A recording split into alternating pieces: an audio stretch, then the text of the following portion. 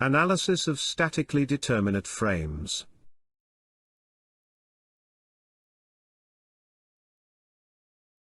Consider an example. There is a statically determined two-span frame. The frame is subjected to point load and uniformly distributed load. The frame consists of two units, which joint with a hinge. Denote the characteristic points of the frame. For this, let's use capital letters. The hinge is denoted by capital letters D. Now, create the design model of the frame. For this, split the frame through the hinge into units. It is the main unit AB and unit DC. When the frame is split, both the internal vertical and horizontal forces must be applied in hinge D. Note that at point D, the internal forces for unit AB and unit DC are oppositely directed. Further, instead of supports, support reactions are shown. First for unit DC, and then, for main unit AB. Reminder: there is just one support reaction, at roller support, and at pin support, there are two support reactions, vertical and horizontal. So, the design model has been created, and now, calculating and drawing diagrams of internal forces can be beginning. First of all, the support reactions must be determined. Let's start with unit DC. For this, the equilibrium equations are used. But first, let's remember the rule of signs. Plus is adopted when force trends up or right, and when a force tries to rotate clockwise about a certain point. Otherwise, adopt a minus. So, to determine vertical reaction Vd, an equilibrium equation of all forces applied at unit DC along the y-axis should be taken. So, the support reaction Vd is defined. It is equal to 8 kilonewtons. Further, to determine the rest support reactions, the equilibrium equations are used also. But, we will not figure out how to write equilibrium equations, since we've already studied this in other lessons. Today we are studying the technique of calculating the statically determinate frames, so we will just write down the rest equilibrium equations.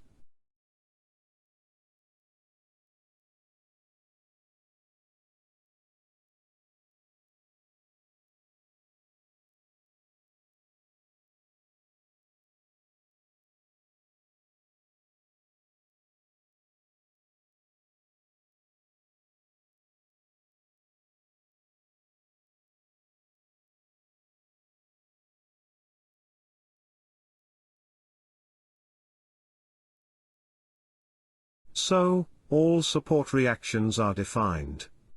Now there is a need to check of results of the support reactions determination. To do this, the equilibrium equations are also used. These are equations of sums of the x components and y components of all forces, as well as the equation of moments about any point that belongs to the frame.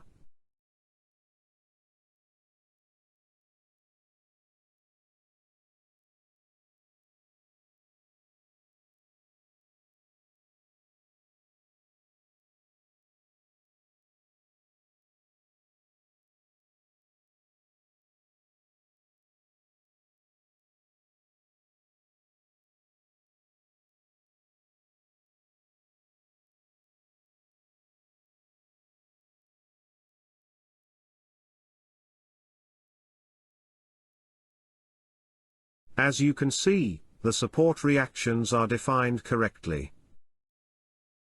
Now, let's proceed to the calculation of the shear forces in the frame elements.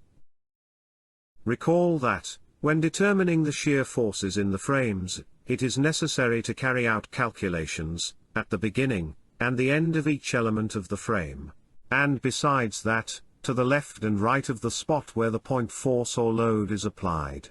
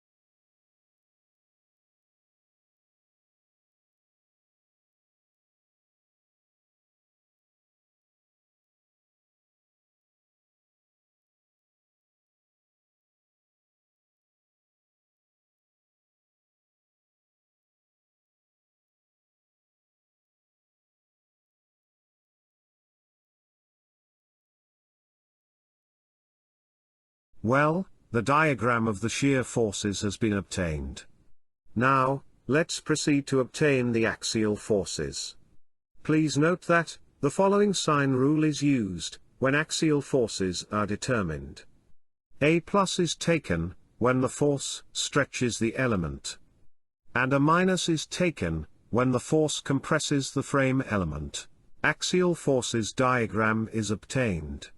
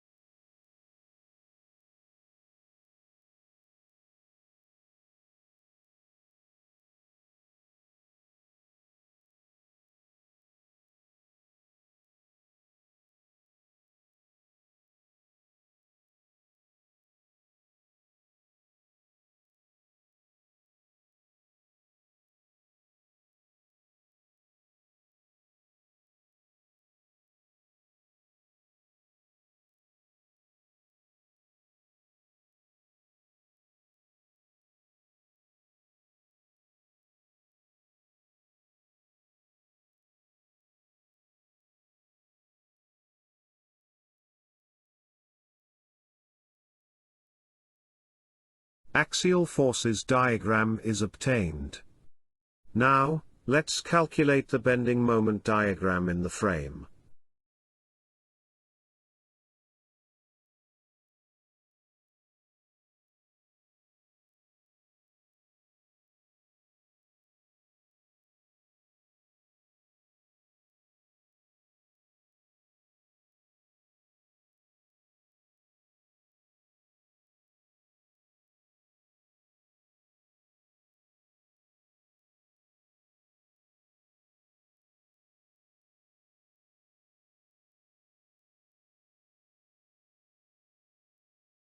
Please note that in the middle of the element, where a uniformly distributed load is applied, it is necessary to introduce an additional characteristic point, since the diagram for this element has the shape of a square parabola. In our case, this is the cross-section K.